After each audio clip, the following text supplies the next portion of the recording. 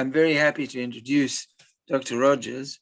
Dr. Rogers is the Chief Medical Examiner for London.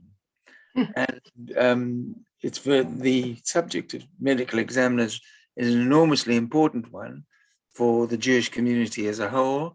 It's been a subject of considerable debate and discussion over many years. And I have to say that during the course of this debate and discussion, there has been a degree of kind of trepidation as to the persona of medical examiners. And I'm absolutely delighted to be able to say that Dr. Rogers has been a breath of fresh air, attempting to help the community and engaging with the community. And it gives us a great pleasure to welcome her for what may not be the last occasion we wanted to talk about medical examiners to the Jewish Medical Association, but it's the first time we've got a real live one to do the task. So welcome. Thank you very much. Thank you, David. Thank you for asking me to speak about the medical examiner system. I'm going to start with a little bit of background about why the system is needed, what medical examiners do and don't do, and the benefits that the service brings or has brought, particularly through the pandemic. I'm then going to give you an update on where we are, the legislation and how we are doing currently, and then where we're going later on this year and beyond. Okay, so why do we need medical examiners? Well, this has actually been being mooted for quite a long time, since the Shipman inquiry, which was after the trial in 1999, when Shipman was being investigated, as well as the Gosport War Memorial Hospital issues, the mid-staffs issues, and the report into Morecambe Bay.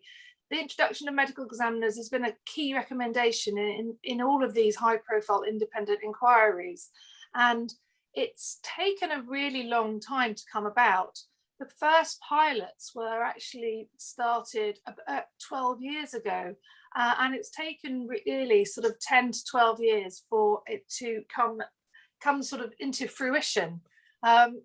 So why do we need medical examiners? Well, what they found in these reports was that there was a need for some independent scrutiny of deaths, independent to the trust, independent to the staff that had been looking after the bereaved, and the bereaved relatives, people who had just recently died, and independent so that learning could be easily made available and changes could be acted upon if things were found not to have gone as well as they could have done. And the introduction of the medical examiners was designed the first and foremost thing it was designed to do was to provide bereaved people with the opportunities to ask questions about what had happened, to raise any concerns they had, to have the medical cause of death certificate explained to them in layman's terms and in ways that they could understand it, and to have an opportunity to talk to a senior doctor about the last few days or weeks of their loved one's life, and to fully understand the process what had happened. It was also to enhance the safeguards for public and healthcare providers through the improved and consistent scrutiny of all non-coronal deaths. And it was really to improve as well the quality and accuracy of medical certification of cause of death and ensure that referrals to coroners were appropriate. And obviously this was then also leading to supporting local learning and improvement by identifying matters for clinical governance and other related processes. And it was to align with the existing mortality initiatives that were going on at the time, such as Learning from Deaths and the Child Mortality Review groups. So what actually do medical examiners do? Well, the role of medical examiners is to proportionately review the notes of patients who have died in order to liaise with the qualified attending doctor to agree an accurate cause of death for the MCCD. And you have to remember that lots of things are taught very well in medical school and in learning during the course of a junior doctor's life. But I certainly don't think that anything has changed since when I was was a medical student or junior doctor. And you're never taught how to accurately write an MCCD, or why an MCCD has to be accurate, and why 1C has to be what leads to 1A, which leads to 1C leads to 1B, which leads to 1A, which is the direct cause of death. And if you think about the junior doctors who are normally coming down to write these MCCDs, they're usually the very, very junior, most junior part of the team, and they may only have been there a few days, and they're expected to come in and be able to do this with really no training, no teaching, and it's quite a daunting prospect for them, and it makes them very nervous. And anybody who doesn't write an MCC very often, you know, this is a new thing for them to have to do. So it's really important that one, the MCCD is accurate, so that we can get proper statistics for ONS to what is actually causing deaths, but also accurate for the families to make sure that people, you know, they understand the cause of what has, you know, finally made their loved one pass away. So that's really important, and that's an educational side of the medical examiner's work. It's also to liaise with the bereaved people to discuss the cause of death and to establish if they have any concerns about the care that could have impacted or led to the death, or if they have any praise, particularly for, you know, the teams. We're often being told about people, you know, not only things that have gone wrong or poor communication, but people going above and beyond, and families wanting us to feed back to teams to say that they were very grateful for the things that had happened. It's also to identify which cases require notification to the coroner. And then finally, it's to select cases for further review under the local mortality arrangements and other clinical governance procedures, such as morbidity and mortality reviews, RCAs and SJRs, etc. So during the medical examiner scrutiny, they will have interaction with the bereaved, they will have interaction with the attending doctor who's completing the MCCD, and they will have proportionate review of medical records. And we would expect that this will be done all within 24 hours of the death being notified to the medical examiner office and the records being available. Obviously, the interaction with the bereaved and the interaction with the attending doctor can sometimes be delegated to the medical examiner's officers if they're experienced enough, or if it's a straightforward case, and that may well happen, particularly in cases where it was an expected death, and we don't think that there were going to be any concerns. Obviously, if the family do raise concerns, then the medical examiner would then contact the family. So who can become a medical examiner? Well, medical examiners are qualified medical practitioners of at least 5 years standing with a license to practice. And in reality, it's likely to be a GP or a consultant or a senior doctor in the hospital. They have to have completed the RC Path online training and the face-to-face training, and ensure that they have ongoing CPD to support the role for appraisal purposes, as you would do in any other role that you have in medicine. Medical examiners officers are usually a band 5 or 6, or in London, actually, we have several band 7s. They can have a clinical or a non-clinical customer service type background. Many of them are actually ex-coroners officers, and they, again, complete the RCP path online and face-to-face training. So the infrastructure of the medical examiners is that there is a national medical examiner, Dr. Alan Fletcher. He has 7 regional medical examiners, of which I'm the regional medical examiner for London. There's also 7 regional medical examiners officers. And then there's a lead medical examiner for Wales with a programme director and a medical examiner officer for Wales. There's also in the medical examiner's team, the policy and programme lead for the system. There's an office coordinator, and then there's a financial systems analyst. So it's not a huge team for quite a lot of work in trying to roll this out. So if we look at the implementation process, in 2019, Dr. Fletcher was finally appointed National Medical Examiner, And he was the doctor who led the pilot studies in Sheffield many years ago, along with Daisy, his medical examiner's officer, who's now the lead medical examiner officer for Wales. He then established the national team, and the regional medical examiners and regional medical examiners officers were appointed, and then there was confirmed funding for the medical examiners' offices. In 2020, we started getting the,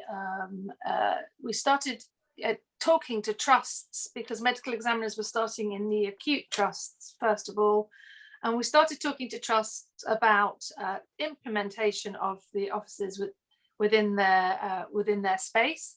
And this was going well up until about March of 2020, March, April, when we had the COVID pandemic.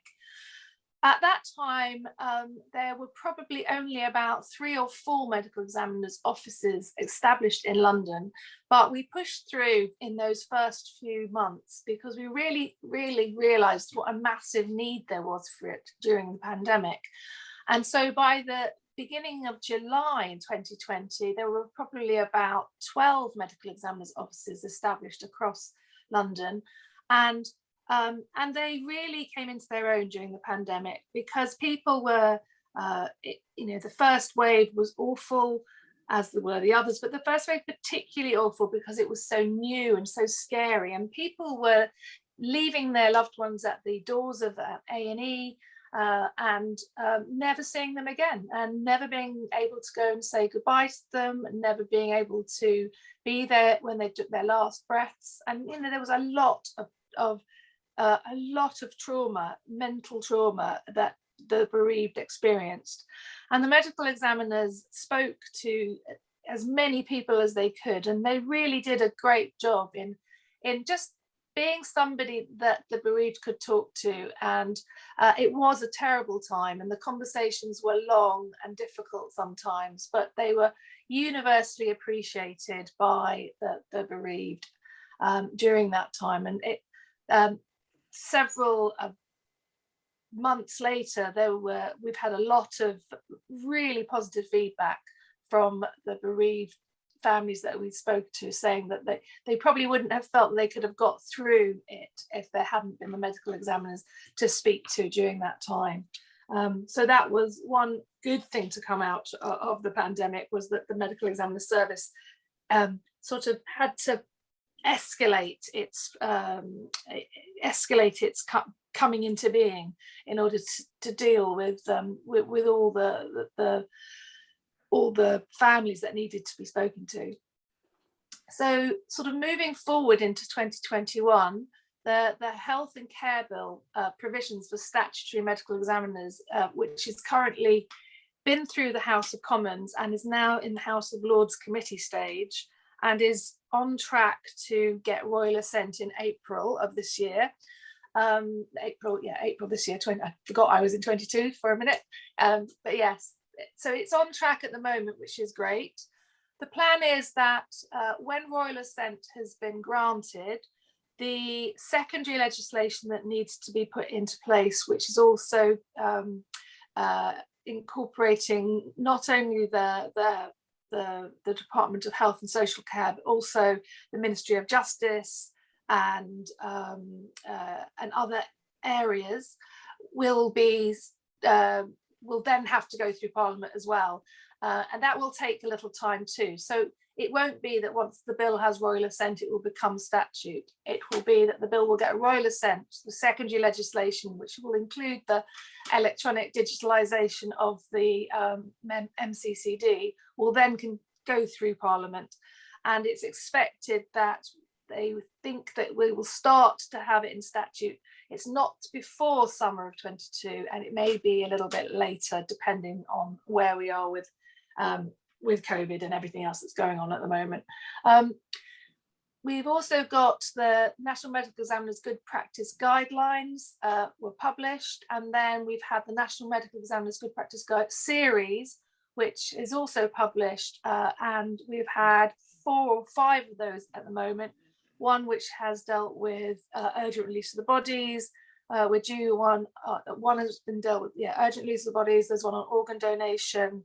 There's one due out very soon, which is about child deaths, child neonatal deaths, and they're a great source of guidance for lead medical examiners and for other medical examiners. And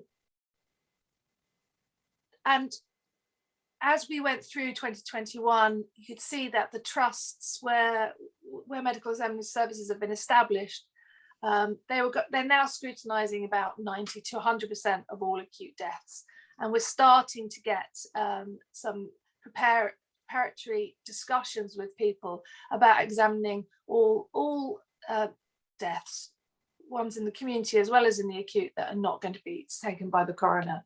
And currently the Royal College of Pathologists has trained 1,400 doctors as medical examiners, not all of whom are in post.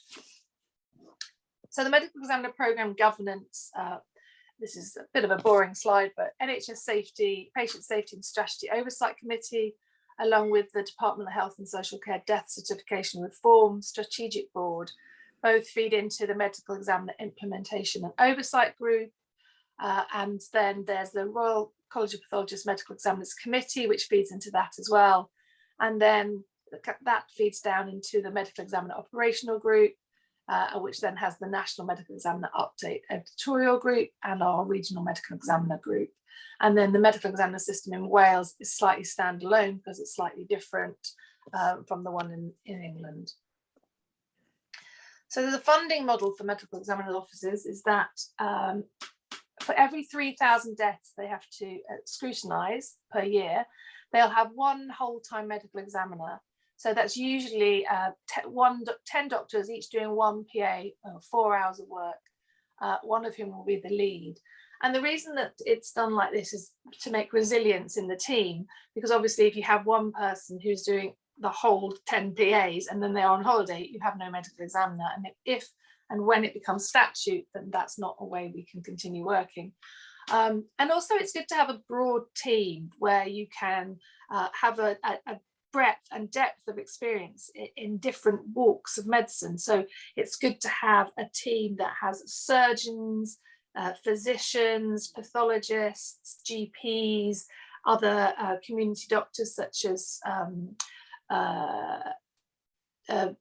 palliative care doctors. So it's really the best teams are ones that have a lot of breadth and depth of knowledge. And then for each of the 3,000 deaths, there will be 3 full-time medical examiners officers who will provide the continuity in the office. And these ones, these jobs are full-time or part-time sometimes, but the majority of them are full-time. And they can advise on medical terminology, causes of death, and discuss these with medical staff and with lay people. So currently there's not an out-of-hours provision, but and I don't think that we are expected to provide a full 24/7 out of hours, because I don't think it's necessary at the moment. However, I'm very aware that out of hours cover does need to happen and is more needed in some places rather than others. So I have specifically asked to be on the working board panel at the moment that is considering out of hours, so that I can make sure that we get the right cover in London and across the country for areas that have a high number of faith deaths, so that we mirror the registrars and the coroners opening hours on a Saturday and a Sunday, so that we can provide a timely MCCD when needed. It may very well be this call service is part of a network or an integrated care system, or even a region, depending on whether there's electronic records and how what the ask is and the need is for an out of hours service. As with urgent release of the body, currently we will look at the requirements for urgent release of the body and what hours the registration service offers. But again, with the out of hours, having the advice line that we're expecting to have during the week and then at the weekend, and then actually on call on the Saturday and Sunday. This hopefully would allow out of hours, urgent release to the body out of hours, for either for faith deaths or for repatriation or child deaths or organ donation, all of which are important reasons why an MCCD will need to be available quickly. Oh, I think I've just done something. I'm so sorry. 1 second.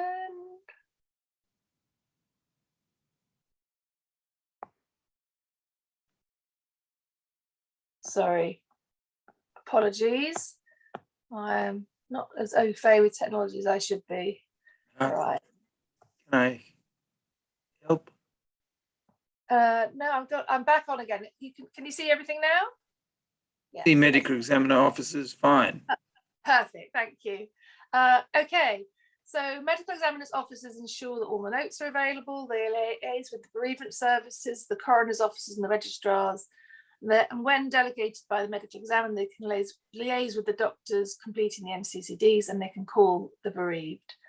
The medical examiners themselves review the patient notes, and then if it hasn't been delegated to the MEOs, they will liaise with the doctors completing the MCCDs, call the bereaved families, and finally sign off of the scrutiny on all cases. And obviously the doctors completing the MCCDs will discuss the proposed cause of death with the medical examiner or the medical examiner's officer, complete the MCCD and the CREM form if required, notify the GP of the death and referral to the coroner if it's needed. And they may have to return the next day or later if the coroner's clearance to issue an MCCD is not given that same day. So when we look at referrals coroners, a doctor must refer and notify a death to a senior coroner according to the notification of death regulations, which was updated on the 1st of October 2019. And even if it's already been reported by another person, they have to do this. There's guidance on how to do this on the UK Gov website, and local rules for individual coronal districts should no longer be applied.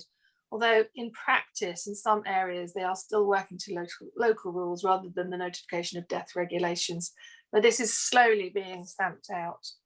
And we would hope that if there is an ME in place, the attending practitioner has questions about the cause of death, they should be discussing and involving the ME in the first instance rather than referring to the coroner. This data is quite old. It's from 2018, which is the last ONS. Sorry, Meta, we're still seeing the slide on medical examiner officers. Sorry. Not moving forward. It's not moving forward. Okay, has it moved forward now? No. No. Okay, 1 second.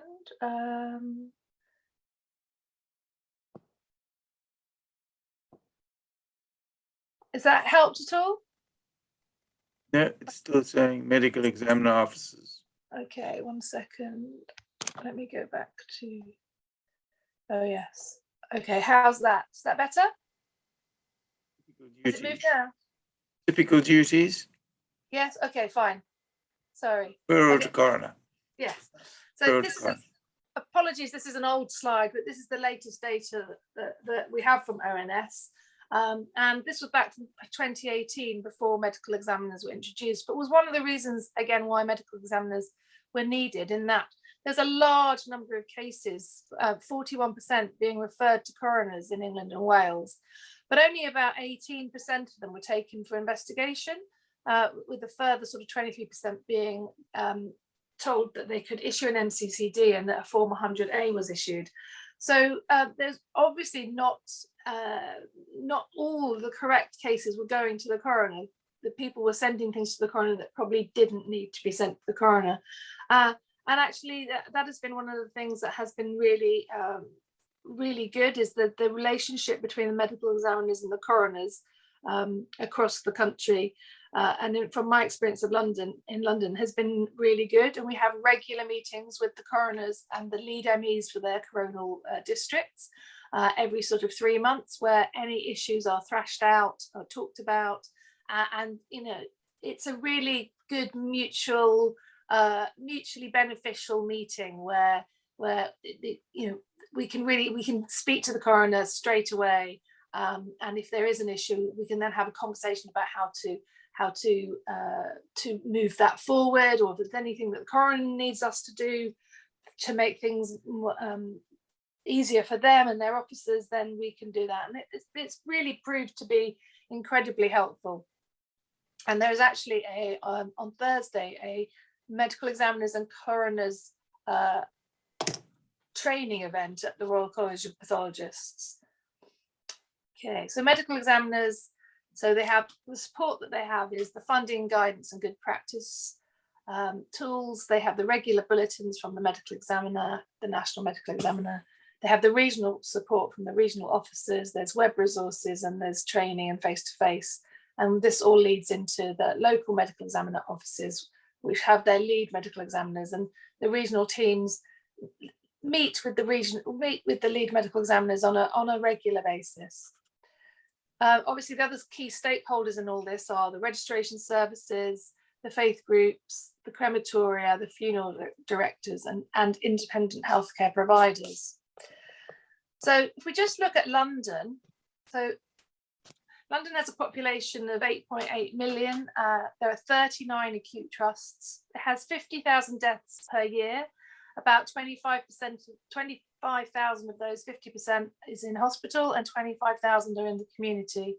And about 6,000 are taken by the coroner for further investigation. So with secondary care, we would expect there to be 6 whole-time equivalent medical examiners and 19 whole-time equivalent MEOs. So that equates to around 60 doctors who are MEs. And for primary and secondary care, that will double to 12 whole-time medical examiners and 38 whole-time medical examiners officers. I think this is the slide, I don't know why this slide is not sharing on here, but this slide should say that in London there we have 20 medical examiners offices established in the acute trusts across London. As I said before, they started in early 2020 and continued through the pandemic to great effect.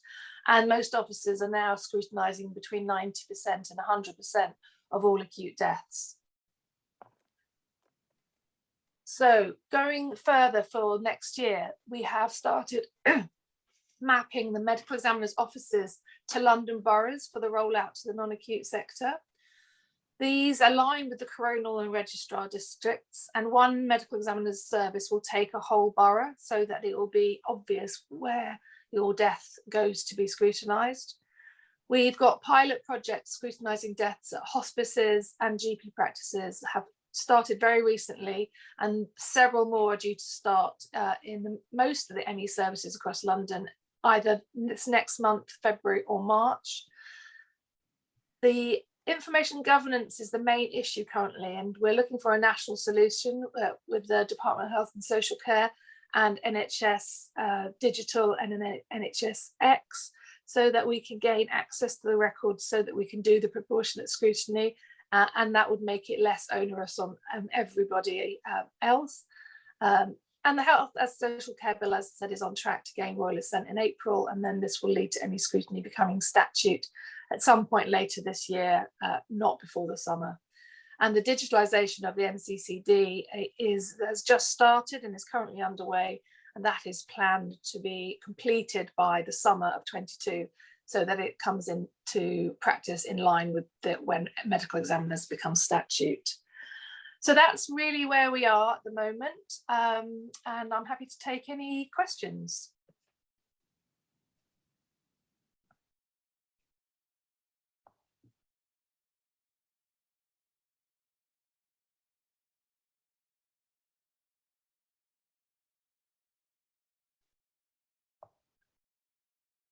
David, can you hear me? Yes. Oh, so that's right. I just said happy to take any questions. I can hear you. There are several questions already, but the first question is really the referral to the coroner. Yes. The referral to the coroner, pre the HTA, pre the Human Tissue Act, were there that number of referrals to the coroner, and did that figure 46% arise then, whereas before the HTA there weren't that many? I think there were that many before as well. There were that many. Yeah. Right. Do you know anything about the question of being pilot medical examiners for general practitioners, working with general practitioners at all? So, so basically, when we're setting the pilots up, what's happening is that people are usually, the lead medical examiner of one of the trusts will get in contact with either their CCG or their ICS and be put in touch with some GPs that in their area that are keen to be part of a pilot. And then what would happen is that it wouldn't be the GPs that would be the medical examiners, but the GP practice would be part of the pilot. And there's currently recruitment across the whole country, but in London, there's a lot of recruitment at the moment for medical examiners because we want a lot more medical examiners to come forward from either palliative care or GP surgeries so that we can have a nice mix of secondary and primary care in who are doing the work as medical examiners. Yep. Right. All right. If a medical, if one of the interviews with the medical examiner is positive, yes, and how does that get recorded and transferred back to you? How does the feedback come to you? Is there an organized way of feedback? So there hopefully will be, in the same way that currently at the moment, if you get a compliment about care, there will be a way to feedback. But yes, you would get that feedback from the medical examiner's office. We would feedback directly to the GP or the doctor or the team that were getting the compliment, and they would be having that fed back. Right. Okay. But is there any kind of plan to actually audit the feedback on a systematic basis? Yeah, I mean, I think and go to families and ask them, well, what was your experience? Yeah, they have already done that in several centres across London. They have audited they've audited or done a sort of a look back at the bereaved families, and they've sent them questionnaires and asked them about any positive or any negative feedback. Universally, the feedback from the bereaved has been very, very positive. The only one complaint that there was about a medical examiner's office was where a bereaved family thought they were going to get a phone call but didn't get one, and they were very upset to not have got one. So only positive. Can I ask you the question then? I mean, we have we have experience in the last 24 hours of a family that say, well, they've been told that they're only going to get the medical examiner's report at lunchtime. So as a result, they can't register. So as a result, they're going to have to delay the funeral. Well, I'm usually rung when something like this happens, and I think Sydney has me on speed dial. So I'm usually called, and I hope I'm happy to help out whenever I can. What I have found when these things have happened is that when I've called the lead medical examiner for that service, it isn't the medical examiners that are delaying it. It's the bereavement office that are delaying it for whatever reason. And universally, every time I've called one of the leads, they have stepped in and done it straight away. Yeah. Okay. I mean, that's been asked. You mentioned Sydney, who is on the call, but of course we've got distinguished general practitioner from NW11, Dr. Leora Arbut, who was also asking about the pilot. But the simple question: does this replace the system of the GP signing the MCCD, emailing the registrar's office, or doing it electronically, as we're talking about at the moment, and then they contact the relatives, or is this going to replace it in any kind of way? No, so the GP would still write the MCCD in the same way that the junior doctor or senior doctor in the hospital who's been looking after the patient would write the MCCD. It's not for the medical examiner to write the MCCD, but it's for the medical examiner to scrutinise the notes and either then agree or disagree with the GP. So what we expect to happen is that the death will happen as now, and the GP writes an entry in the notes that says somebody dies, this is what I think the cause of death, 1A, 1B, 1C.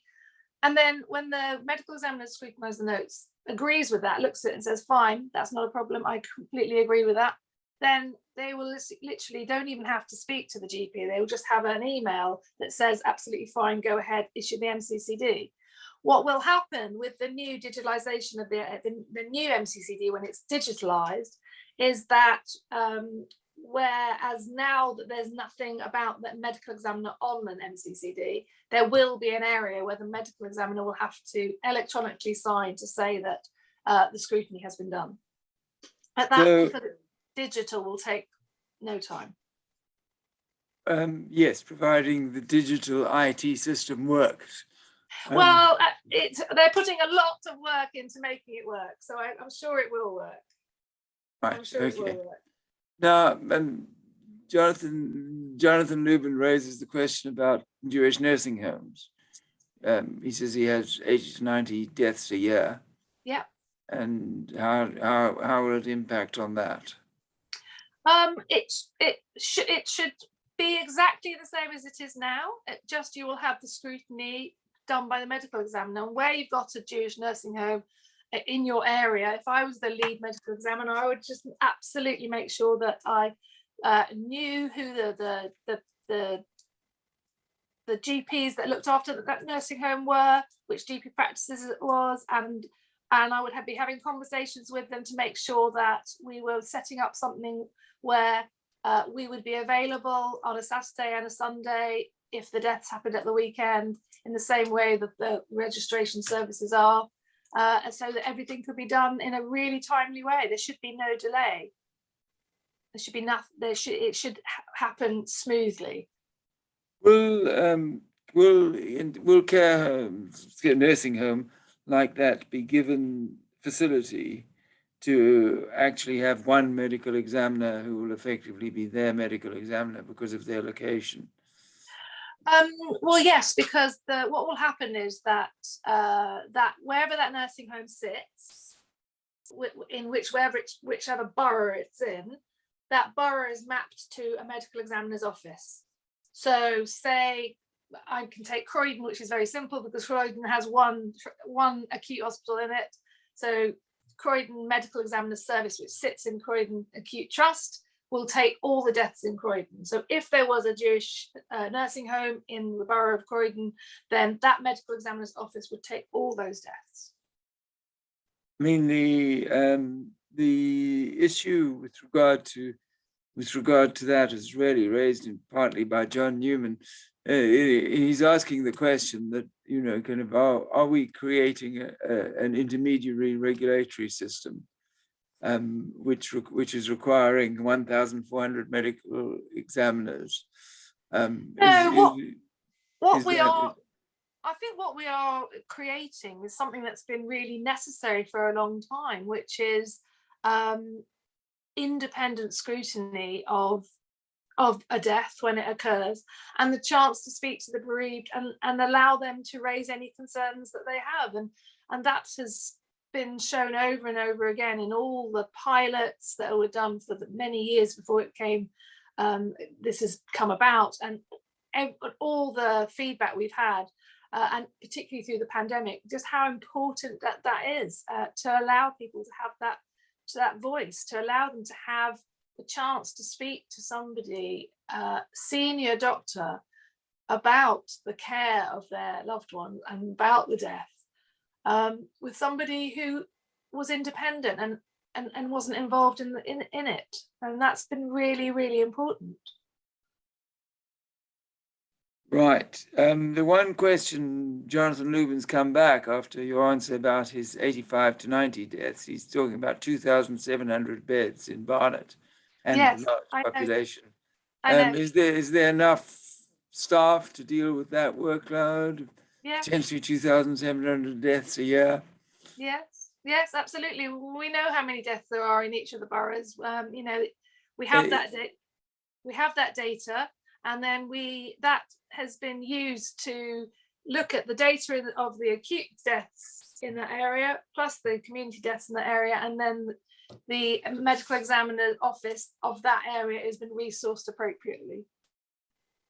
And the Barnet is being taken by the Royal Free Hospital, and they are very aware of the cultural needs of the Jewish population, and are very, very happy to help out in any way. And they will be having an on-call system. In fact, they're probably going to pilot the first on-call system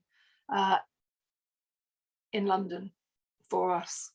Right. Well, we've got Adrian Tuchman here, who piloted the scheme at the Royal Free some time ago. I mean, it does raise the question for me about the conflict between the Royal Free running it. What happens if the local general practice is critical of the Royal Free, that the patient was discharged last week or something like that? And that's absolutely fine, because the medical examiners are independent, so they would not be looking at deaths that they were involved in. So if they, if for whatever reason, the medical examiner on that day, the case that's just come up, they happen to be involved in that case, they would not scrutinise that case. They would ask their fellow medical examiner who wasn't involved in it to scrutinise the case, because it is about independence. There are questions about the COVID-19 situation, and there are questions really from two sides that I've got that have arisen. One is, during the pandemic, was there over-reporting of deaths due to COVID-19? I don't think so. My experience of that was no, I don't think there was. And the other question was put the other way around. Was there underreporting because there weren't medical examiners, and the question of death in care homes during the pandemic? That is really difficult to know, because I would say, if anything, there was probably underreporting rather than overreporting, simply because right at the beginning, people were, people didn't actually know all the symptoms that COVID could bring. And people weren't swabbing as they were now. When it first started, I was deputy medical director at Croydon during the pandemic, and when it first started, we just weren't swabbing people the way we were later on. It wasn't happening as people came through the door with all sorts of weird and wonderful sort of symptoms that we now put down to COVID, but at the time when it was new, we didn't know. So yeah, I think probably in care homes, it probably was underreported. Right, coming back to Leora again, is asking you an important question. That when you sign a cremation form at present, you have a paragraph about the time when the GP was looking after the patient. And it's a useful exercise in explaining the scenario. Is that a good analogy for what the medical examiner report looks like?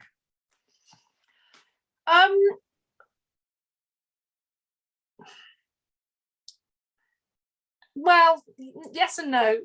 I mean, the medical examiner report is it's a proportionate scrutiny of the notes, and they'll look at whether everything was done right and correctly, and everything feels normal, looks normal. They're saying somebody died of bronchopneumonia, they've got a chest x-ray that's abnormal, etc., etc. So it's a little bit more involved than that necessarily, but so yes, the answer is not really.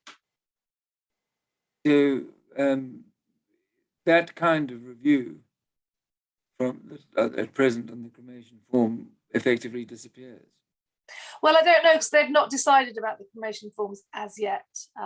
That's a bit above my pay grade, but they will make a decision about what is going to happen about cremation forms, cremation form 5, whether it's ever coming back or not, cremation form 4, if they're updating it or doing something else. That is still being debated, and I'm not privy to those conversations, I'm afraid. What is the position with contact, both from Leora and from others, about contact details that's given to the relatives? Are you going to give, at the moment you tell the relatives the contact detail is to the registrar, more or less? Is there going to be an additional step? Are relatives going to be able to contact? How's that bit going to work? So I'm not sure I quite understand the question. If for example, when you're talking to the family, okay, and you're talking to them about the death certificate, you say, what's the next step going to be? So the death certificate, which is going to be digitalized, as now they're scanning them and sending them electronically to the registrar. That will automatically happen. It will be sent off to the registrar automatically, and the family, we'll speak to the family about talking through the death certificate, but it will go electronically to the registrars, and the family will then contact the registrar as they would now and finish the registration. So I think people need clarification that in your general practice or your care home, you'll be talking to the family, you'll be sending the MCCD to the registrar electronically, and then at that point you will tell the family for the next stage. You want to find out now how long it's going to take. So who do you contact? So you would contact as a family member. You'll have the electronically, the MCCD is going to go. It takes seconds, doesn't it, to go to the registrar? Yeah. They would then contact the registrar to make their appointment, as they would be doing now, that they'll be doing over the phone, as they do now probably, and that would remain as is. Right, it remains as is. Okay, so there's no change from that point of view. No change from that point of view. I mean,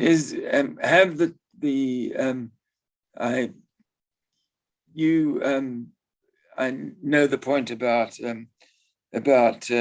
timing, but is anything going to be done, any monitoring going to be done about timing of how long it takes for Jewish families in particular? Is there any? Yeah, absolutely. There is already monitoring, David. We in the quarterly reporting, we ask them to report on how many out of hours urgent release of the bodies they get requested, and how many they manage to do.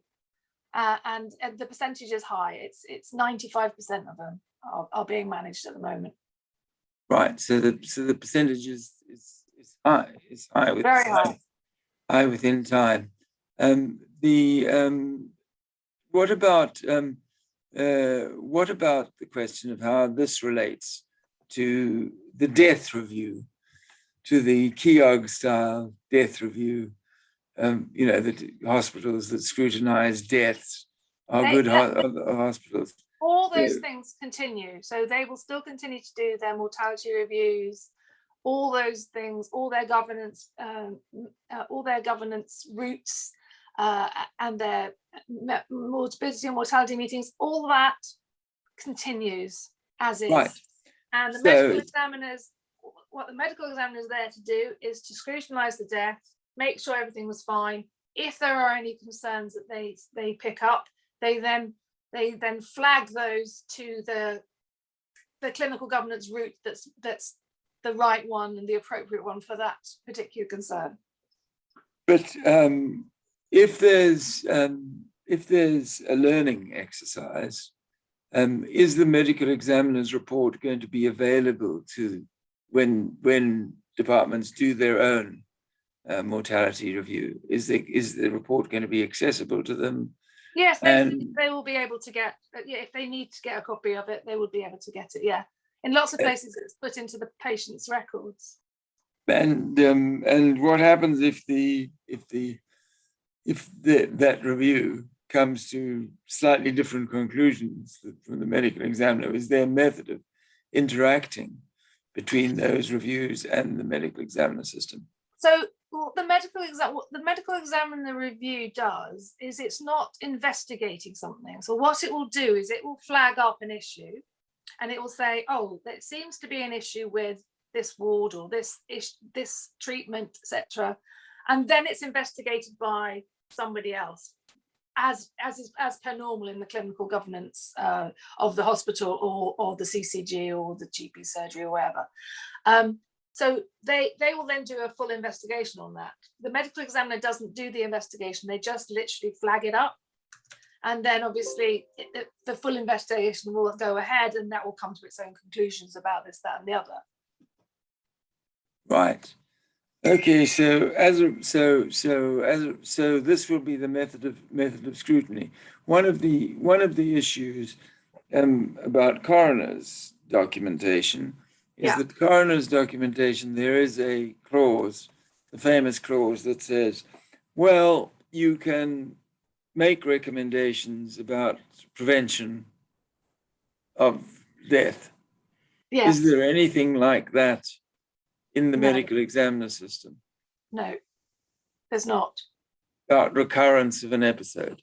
So no, but what they can do is they can spot trends, and they can spot things that are happening, because they're scrutinizing all the deaths, and so they will pick up concerns, and if the concerns keep coming up, they could be able to spot trends and things like that. But they don't have the authority that the coroners do to do that. No, not at all. They don't have the authority. So let's assume that they spot the trend. What do they do with that information? Well, that's what I'm saying. That they would feed that back into the current clinical governance systems, which would be then, which are there to pick up issues that have been flagged either by individuals or departments or. Yeah, because the presumably, when you say you can pick up trends, you can pick they will have access to the electronic methods to analyze their data, or will somebody actually scrutinize? Will this take a year, for example, till the next year's medical examiner reporting system comes up? Well, the thing is, when you report in the medical examiner's system, you're not reporting. You don't report necessarily on the concerns. What you'll do is you'll report the fact that out of all the deaths that you've scrutinised, you have sent, a certain number for an SJR. You sent a certain number that needed to have a further mortality review. A certain number needed to be had various other. So whatever route you've gone down, but you're not going to have the report doesn't go into the minutiae of each of those individual ones, because then you just be starting to overlap with everything that's already set up to get the learning from deaths and things like that. So you don't want to kind of reinvent the wheel. What you want to do is flag things up and then allow the processes that are there. And actually what the medical examiner system has done is that where the governance processes are not very robust, that has become very obvious very quickly, and then they've had to put robust processes in place. So just by having the medical examiners, it has, and they're raising concerns, it has shown really where the governance systems are not as good as they should have been, and they're having to do better. Sorry, they've still got. Are you okay with some more Yes, questions? So, no, we've got one question is about this. Is that the question raised? You have a revalidation role in your own batch, and the question is that the GMC has a staff of about 1,000 people, I think, at this point. And many of them are kind of simple clerical staff. I mean, one of the problems about that people perceive about medical examiner system is it's going to end up creating a whole number of people in the kind of as clerks and acting as a kind of call office, referring to in a pyramidal structure, referring into the actual medical examiners. I mean, what's the risk of that? I don't think so. You'll just have the medical examiners officers, will be helping to, they are the sort of they're the continuity, the glue of the service. As medical examiners themselves tend to work part-time, they'll just come in, and then the medical examiners officers will be the ones who will be managing the cases, sorting things out. There's no other admin needed at all. They are also going to have the training in equality and diversity. The medical officers are all having the training in equality and diversity, which is everybody who works in the NHS has to have training in equality and diversity. Yes, but there's training and training, as we know. Yeah, but they're also, they are interviewed, and we're very careful about who we pick to become medical examiners and medical examiners officers. I've always said whenever I've been on interview panels, I'd rather not appoint anybody than the wrong person, because the wrong people are always more trouble than they're worth. You need people who are good at this, who are empathetic, good communicators, and who get it. And they're the sort of people we want. Because the issue, of course, is that we know that everybody who works gets this kind of training and has this kind of training. But we also know that the NHS staff survey, when it asks about prejudice, notes that there's significant prejudice in faith terms against Jews and Muslims. But I think one of the things that's really drummed into to medical examiners, to everybody who's setting up a medical examiner service, and certainly, I've been involved in setting up each one of the services across London. So everybody who's the lead medical examiner there, I've either interviewed them or appointed them, and they are all incredibly aware of the needs of the when somebody has a death in a Jewish family or a Muslim family, and they completely get the need for things to be expedited, and I've not had any problems with them. They're always absolutely willing and able to just do whatever they need to do in order to expedite those deaths. Sometimes their hands are tied if it looks like it might be a coronal referral. There's not a lot you can do.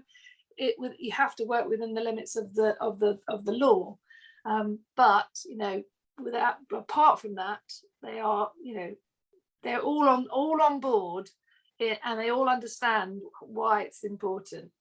One of the other questions that's arisen, and John Marks raised the question of the background. Your background, and how are we spreading the background of medical examiners amongst different parts of the medical profession?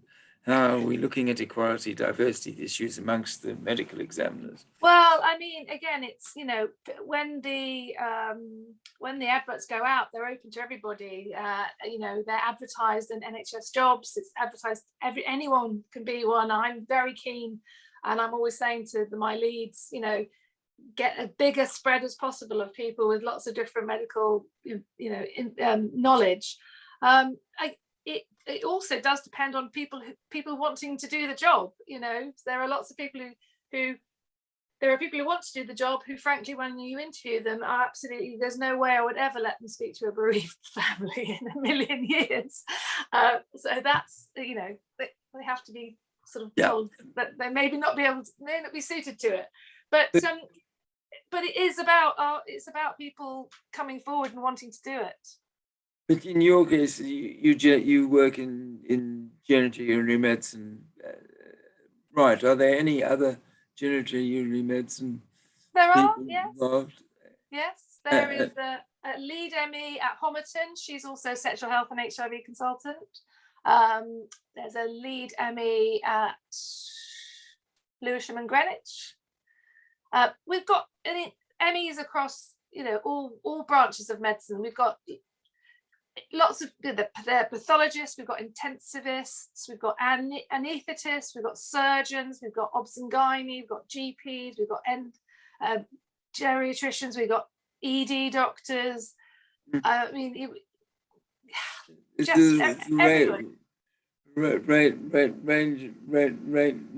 range of speciality. Yeah. Is anything being done about the question of returners? The whole question during COVID-19 is about people returning to the profession and then jobs not being found for only, I think, 3,000 out of 20,000 actually something was found for them to do. Yeah. Has there been any scrutiny of using that group? Well, again, I think that it wouldn't necessarily be, it would be if they wanted to come forward to do it, that's fine. I think that there is a clause that says that because you have to be up to date with current medical practice. Yes. I think 3 years after retirement is when you stop being a medical examiner. You can't be a medical examiner after 3 years after you're retired. Right, okay. Because that has come under scrutiny in the COVID-19 period. No, because we didn't have anybody who had come out of retirement who was coming to be a medical examiner, because obviously during that time they couldn't get much of the training done and everything else. But no, but I have just recently appointed a retired vascular surgeon to be a medical examiner. So, if people are interested.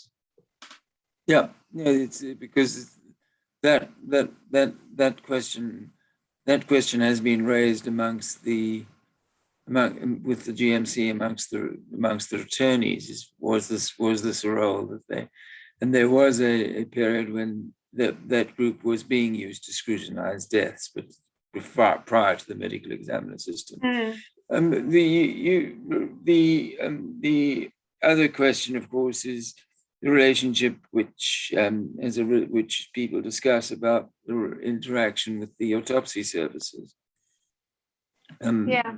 I mean, how does that work? And well, particularly raised the question. The question was raised about if a family want an autopsy, and it's not referral to the coroner. If they want an autopsy for any reason, can that be presented to the medical examiner? Can the medical examiner make a recommendation? Again, I think if it wasn't going to a coronal referral and the family were keen on a non-invasive autopsy, or an autopsy, well, there's not a lot of hospital autopsies done anymore. There's very few